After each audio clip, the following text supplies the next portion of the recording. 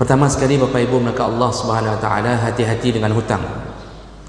Rasulullah sallallahu alaihi wasallam menyebutkan man faraqar ruhul jasad, barang siapa yang ruhnya terpisah dari jasadnya, artinya meninggal dunia, wa huwa bari'un min salas, dan dia waktu meninggal terlepas dari 3 perkara.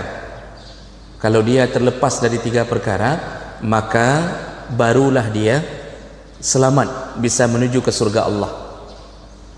Kalau tidak terlepas dari 3 perkara ini, maka dia tidak ada jaminan sama sekali bisa menuju ke surga Allah. Apa dia? Salah satunya yang Rasulullah sebutkan adalah ad-dain, hutang. Kalau masih ada hutang waktu meninggal, Rasulullah dari hadis Jabir bin Abdullah, Rasulullah tidak mau mensalatkan orang yang meninggal dalam keadaan meninggalkan hutang. Jadi ketika jenazah dihadirkan, kata Jabir, Rasulullah pertanyaan pertamanya selalu, fahal alaihi dain, nyo jenazahnya mentang hutang, masih ada hutang? Kalau dijawab oleh sahabat tidak ada ya Rasulullah, kata Rasulullah, mari kita salatkan. Dibawa jenazah kedua, tidak ada hutang ya Rasulullah, Rasulullah salatkan. Dibawa jenazah ketiga, kata Jabir, Rasulullah bertanya, masih ada hutang? Dijawab oleh sahabat, na'am ya Rasulullah, lahu dinarain, alaihi dinarain, dia masih punya hutang 2 dinar. 2 dinar sekitar 5 juta. Langsung Nabi mengatakan, sallu antum ala sahibikum, salat kalian, salatlah kalian untuk jenazah ini, saya tidak mau mensalatkannya. Bangun Abu Qatadah, ada yang mengatakan Abu Talha, dia bangun lalu dia mengatakan, ku jamin hutangnya ya Rasulullah, biar aku yang menanggungnya. Ini karena cinta mereka kepada sahabat yang terhutang. Baru Rasulullah mengatakan, baik, kalau engkau mau menanggungnya, mari kita salatkan jenazah ini. Begitu bencinya Rasulullah kepada orang yang meninggalkan hutang ketika meninggal. Pertanyaan itu hari ini hanali, Pak. Yang na gedanya ngelidengku imum, pekeh jenazahnya jeroh. Semua terpaksa jawab jeroh. Padahal hutang ratah tagawah naik bayu.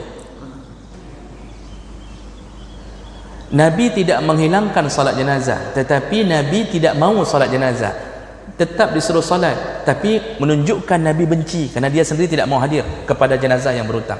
Ini menunjukkan bahayanya berhutang, meninggalkan hutang ketika meninggal. Nah, sekarang yang jadi masalah, hutang itu adalah modal usaha. Nah, ini tergantung kebijaksanaan, karena memberi modal usaha adalah satu kebaikan.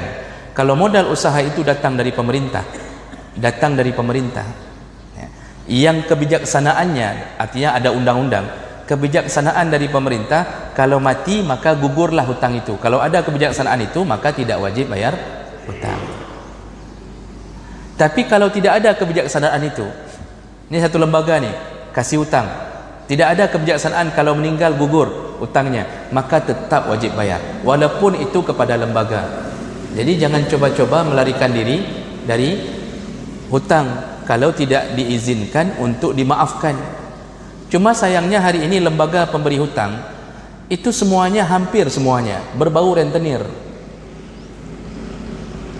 Yang di kampung-kampung penanji, apa nama, di kampung untuk memberi modal, itu beri modal, dipinjamkan ke masyarakat 2 juta, disuruh bayar bukan 2 juta, apa namanya itu, PMDM, penanjian, dom penanjian, diberi, memang nampaknya membantu, dikasih pinjaman 2 juta, disuruh bayar bukan 2 juta, disuruh bayar melebihi 2 juta. Ini jatuhnya ke riba. Nah, kalau lembaga riba yang memberi hutang, contoh bank kasih hutang, kita meninggal, wajibkah bayar hutang riba yang tersisa? Jawaban para ulama, yang wajib bayar hanya berapa yang kita pinjam. Berapa pinjam, Pak? 100 juta? Maka yang wajib bayar hanya 100 juta. Walaupun berdosa. Kenapa berdosa? Karena kita sudah tahu itu hukumnya haram, kita masuk ke dalam dunia itu, tetap berdosa. Cuma yang wajib bayar hanya pokoknya saja. Sedangkan bunga yang dibebankan itu tidak wajib bayar. Tidak wajib bayar. Ahli waris tidak wajib bayar. Jangankan waktu meninggal, masih hidup pun nggak wajib bayar. Kalau uangnya uang bunga yang dibebankan di atas pinjaman tersebut. Jadi bapak boleh tidak bayar, silahkan lari, resikonya dikejar-kejar polisi. Jid taplung, jid, saya nggak mau bayar lagi bunga Ustaz, boleh, silahkan larikan diri, ganti KTP, ganti nomor HP, ganti rumah, istri jangan diganti, silahkan lari. Dengan Allah tidak ada masalah, karena itu uang haram yang kita bayarkan. Tetapi yang bermasalah dengan dunia, nanti bank akan menyita, lalu mencari orang yang tidak membayar, itulah rentenir. Maka Bapak Ibu maka Allah wajib bayar kepada pemberi modal. Kalau tidak diizinkan untuk gugur uang tersebut, tetap wajib bayar. Jadi sebelum dibagi warisan itu ahli waris wajib bayar dulu, kalau memang kebijaksanaannya tidak gugur.